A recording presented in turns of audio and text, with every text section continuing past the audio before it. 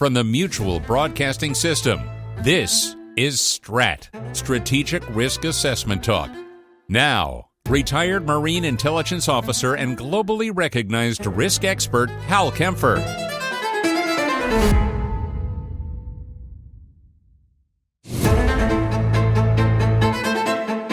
Welcome to STRAT, Strategic Risk Assessment Talk, and this will probably be my final STRAT of 2025 since we're on the cusp of 2026, and I'm going to kind of dive into what has been, I think, a dominant story, one of the dominant things certainly for the last few years, but definitely now. As you may know, President Trump has been pushing for peace yet again after he's, I don't know how many times he's tried saying he's going to try and do a peace deal. You know, famously last August, they had that red carpet treatment of Putin in Alaska and everything. And yeah, Putin plays along with it, but I would say Putin definitely applies his human intelligence skills to, quote, play Trump, unquote, to try and get him to do what he wants him to do in his international bidding. And for whatever reason, Trump seems amenable to some of this. So anyway, he put out a 28-point plan. This was put out in latter November. And the 28-point peace plan, which was kind of based on the concept of the 20-point plan that the U.S. had put forward in the Middle East for Gaza, which I should mention is kind of hit a stall pattern. It hasn't really gone very far. They got the phase one thing kind of kicked in, but they're not even through phase one. There's still things incomplete with that. And they have definitely not made a lot of progress towards phase two. But anyway, he put this 28-point plan out there. All right. And it was done between the White House administration, Witkoff, Jared Kushner, the Russians, and had no Ukrainian or European involvement. It rather acquiesced to many Russian demands that President Zelensky of Ukraine categorically objected many times. He said, no, I can't do this, including giving up large pieces of sovereign Ukrainian territory. Now, Putin, who had kind of orchestrated this whole thing, from what I can tell, welcomed the proposal publicly after it was announced, saying this could form the basis of a peace settlement. Well, yeah, it was kind of the Russian position, which I can tell you that was causing a lot of bipartisan concern in Congress as to why we were basically putting this out there. Now, the proposal said that it will confirm Ukrainian sovereignty, but also stating that Crimea, which was part of Ukraine, and the Luhansk and Donetsk regions, or oblasts, the provinces which comprise the Donbass region that you hear about and I'll talk about, will be recognized as de facto, not de jure, but de facto Russian land, including recognition by the United States. And this sort of de facto recognition stuff has happened many times in the past. Now, according to the proposal, the borders of the other two regions that are Russian occupied, Kherson and Zaporizhia, they don't control the whole thing, but they would be frozen along the front lines. Now, because Russia does not control all of Donetsk and Luhansk oblasts, the plan would be to see Ukraine basically withdraw from these oblasts, these provinces altogether, and give them up to Russia. That would include this iron belt, this defensive belt zone in Donetsk Oblast that the Russians have never, ever been able to get through. It is I'm not going to say it's completely impenetrable, but it's just something that the Russians have had no success getting through, and obviously not a position, due to terrain and a lot of other reasons, that the Ukrainians would ever want to withdraw from. All right? So, anyway, this is what was put forward. The withdrawal zone would be considered neutral and recognized as belonging to Russia, which is another way of saying de facto Russian control over that entire territory. What this would do for Putin politically is he could claim that he was successful, that he went in there, he, quote, liberated the Donbass from Ukraine, that he took all these other territories, that he secured the Crimea, which he considers part of Russia historically going back centuries and centuries. And so he would claim some sort of victory with that. The Ukrainians, on the other hand, would be left with this really strange arrangement where the Russians would have basically bypassed this major defensive belt without firing a shot, and then they would be within striking distance of Kyiv at some future point. And Russia had never, ever said that they weren't going to try and take over all of Ukraine at some point in the future. So everybody saw this thing as basically setting up just a third invasion. Now, Putin might wait until, 2029, January, when Trump is out of office, and then the next day he could turn around and launch an invasion. Who knows? I mean, he launched this thing in February of 2022, so the idea of a winter offensive certainly is not something the Russians won't do. So who knows what would happen? But it definitely would put Ukraine in a terrible place. Anyway. So, what came of this was there were meetings in Berlin, Witkoff, Jared Kushner, the president's son-in-law. There were meetings with the Ukrainians. There were meetings with the Russians. Zelensky went over and met with the Europeans. The Europeans were talking to the White House as well. And so there was a lot of discussion back and forth. And the Europeans at the same time put forward a lot of stuff that would support Ukraine separate apart from whatever the U.S. would do. A lot of money, a lot of support. And as a matter of fact, this meeting where basically President Zelensky flew into Florida and met President Trump at Mar-a-Lago was along the way. Zelensky met with Prime Minister Carney of Canada.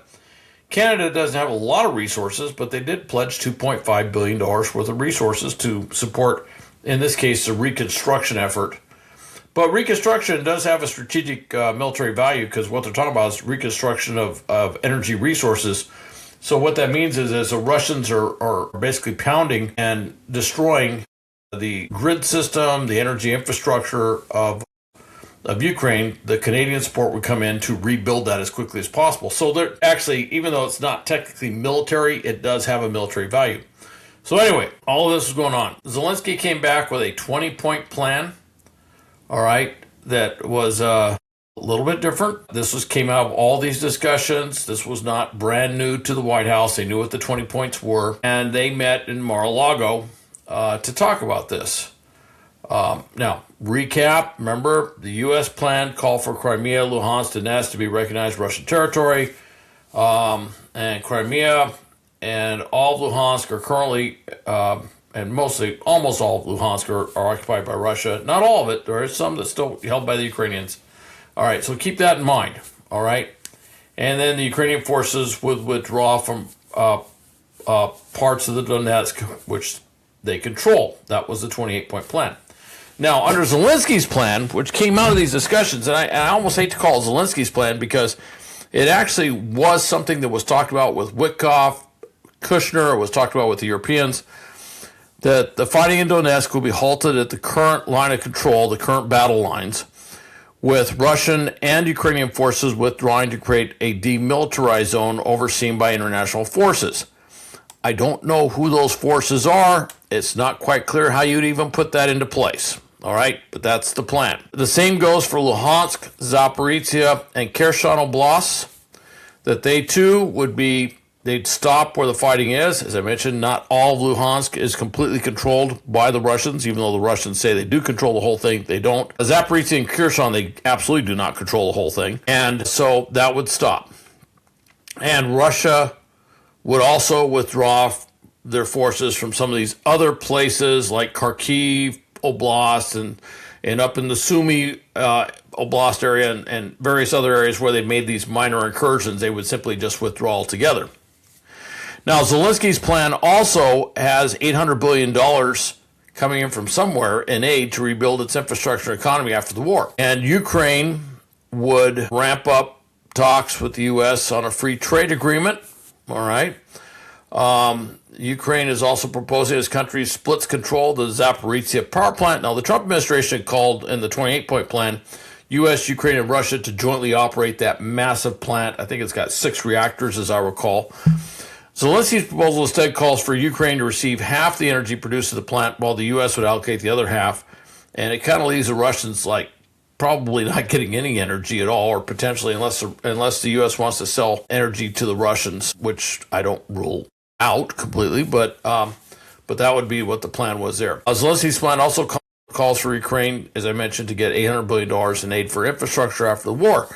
Now, there's a lot of questions here as to how would this come about, all right? And then also the demilitarized zone. The international forces monitoring the demilitarized zone, how would that come about? Who would they be?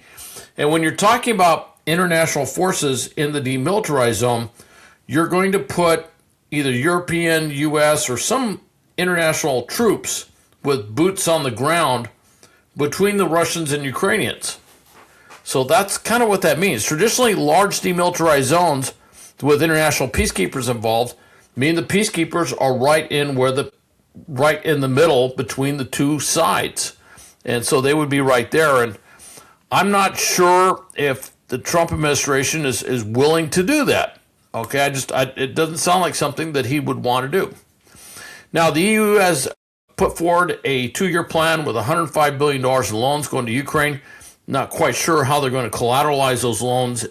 They couldn't reach a deal with Belgium and the Euroclear bank that's held in Belgium to use the frozen Russian assets to collateralize that loan. There was a big plan to do so. I was a big fan of it. I thought it was a great idea, but they weren't able to convince the Belgians about that. And part of it is, this is kind of it's not secret, and one would say it's a dirty secret, but it's not a dirty secret. It's just not that secret, is that Belgium is able to tax some of these frozen assets, and so they've been able to augment their domestic budget, their national budget, through tax revenues coming from these assets. So they're really not keen to liquidate these assets because this has been something of it's not a windfall, but it is something that Belgium gets money from. There's also some challenges that's been out there with European Union unity.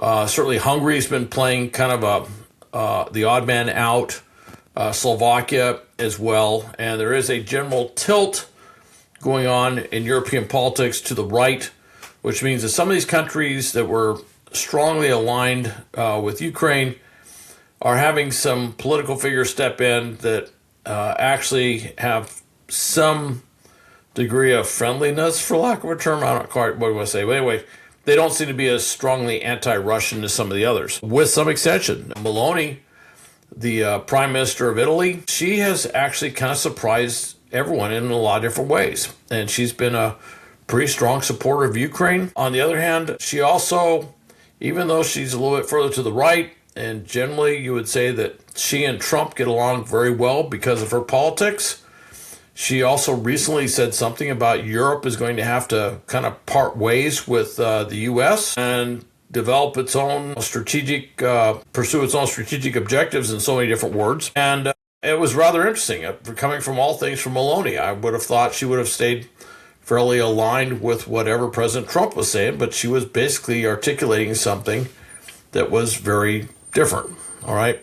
Now, some of the amounts that were considered in the loan idea was, I think I heard one thing for $165 billion was talked about, then it was dropped down to like $95 billion. But again, that's not something that's being done now. Of course, another option was to simply liquidate the Russian assets, but doesn't appear to be enough unity of effort or unity of agreement, I should say, to do that across the board. And they're very concerned that something that immediate and draconian could have second and third order effects on the global economy. All right. Now, Russia's got some problems. First off, they've been trying to form a strategic reserve. This was what the Institute for the Study of War has been watching. If they had a large strategic reserve, then if they made a breakout at somewhere along the Ukrainian lines, theoretically they could take this large strategic reserve and push it through, and maybe they can make a big movement and take a lot of terrain in Ukraine.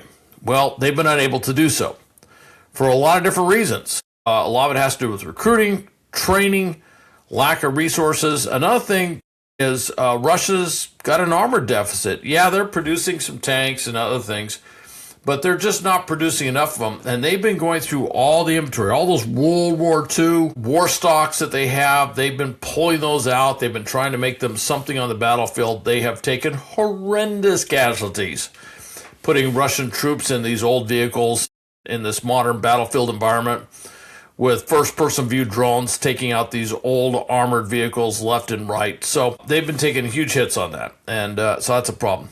Also, Ukraine has been doing a number of rather interesting deep strikes, to include some recent deep strikes going after drone production in Russia. One of the problems they've had is they keep getting these huge waves of drones, sometimes 500, 600 drones come over in one night, and they'll hit Kyiv and other locations throughout. And even though the air defense system in Ukraine is pretty robust, they simply get overwhelmed with these massive waves, and a lot gets through. So, along with putting up a lot of interceptor drones, and this seems to be the way to go, is to put lower cost interceptor drones up there to intercept the Russian drones.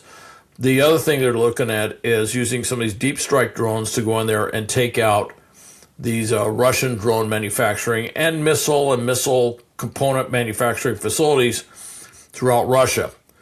This has been so effective, this deep strike capability by the Ukrainians. It caused a little bit of confusion because Trump actually, he was talking about what the Russians have been doing to, or someone asked him about what the Russians are doing to Ukraine, and then he said, well, there's been some deep strikes that the Ukraine has been doing in Russia, and he says, I'm not saying this is a criticism or something like that, and it was rather interesting. It was almost like a tip of the hat. It's like, well, the Ukrainians are kind of given as good as they take. Well, the reality is, they're definitely making some inroads, but when you look at the sheer volume of what Russia's throwing out there, it's very, very tough. But they've been very, very effective. I think there's 38 major oil refineries, as I recall, in Russia. They have hit over half of those, is my understanding, and it could be as much as 40%, somewhere between 10 to 40. It's a huge variance, but it could be as much as 40% of the Russian oil refinery capability has been taken offline due to these Russian attacks. That's pretty big. Now, the Ukrainians have long-range drones. They also have these Flamingo missiles, which are in many ways very similar to the capabilities of the Tomahawk missiles. And President Trump mentioned that he made the decision not to send Tomahawk missiles, which we all knew. But yeah, so the Ukrainians have these Flamingo missiles, so they're able to do many of the things that they would have done with the Tomahawk missiles. They've also been doing a number of very successful strikes using the Storm Shadow missiles provided by Great Britain. And Great Britain and France have basically told Ukraine in so many words, just go ahead and do whatever you got to do with these missiles we've provided you. And that's exactly what Ukraine seems to be doing. All right. Europe is stepping up. Europe's economy isn't quite as big as the United States in terms of gross domestic product, although by some other measurements, economic measurements, Europe's economy is very comparable, and in certain metrics, actually even bigger than the U.S. So they have a tremendous amount of capability. Rheinmetall, one of the biggest manufacturers of weapons based in Germany, is going gangbusters. Their stock price is through the roof. They've been putting out a ton of stuff, and you're seeing all these countries stepping up in a major way across Europe to increase the amount of capability they have. And there's a recognition that if there is a war with Russia, that the U.S. may not be there. So they're definitely not betting on the U.S. And nobody's coming right out and saying, well, the U.S. is dropping the ball. But what they are doing is they're basically doing all those things you would say if you were not going to count on the U.S. saving you, which, again, I kind of go back to, if I may, that was always an objective of the first Trump administration and this Trump administration, was to get the Europeans to stand up to the Russians on their own without doing all these things that were simply, the Americans will come and save us. And the U.S. has been saying, look, we got a lot of other commitments elsewhere around the world. We can't come and if you're not going to invest in your own defense, why should we come and save you? I know that's pretty harsh, but that's basically what we're saying, which is you got to step up and build a credible defense on your own. And that's what the Europeans are doing. In many ways, I kind of think of it as like making sausage. Nobody likes to watch sausage being made, but the outcome is that Europe is going to be much more capable of deterring a Russian attack on its own without the U.S., without having to point to the U.S. every single time. And that's probably a very positive thing. Now, this is all being felt in Asia. Obviously, they're watching what's happening with the U.S. commitment to NATO, which was our biggest alliance, and countries like South Korea and Japan are very concerned. Obviously, President Trump's personal relationship with Kim Jong-un of North Korea, the dictator up there, has South Korea, always has had South Korea a little bit concerned about that. And so what you're seeing is something rather interesting. As some of you may know, I've done a lot of military stuff in South Korea. I was based in Japan a couple different times and went back and forth a lot between the two countries. And there's a lot of historical animosity there because Japan ruled over South Korea, or ruled over the Korean Peninsula as a whole, between the two world wars. And it was not, and it did not go well. It was not a pleasant experience for the Koreans.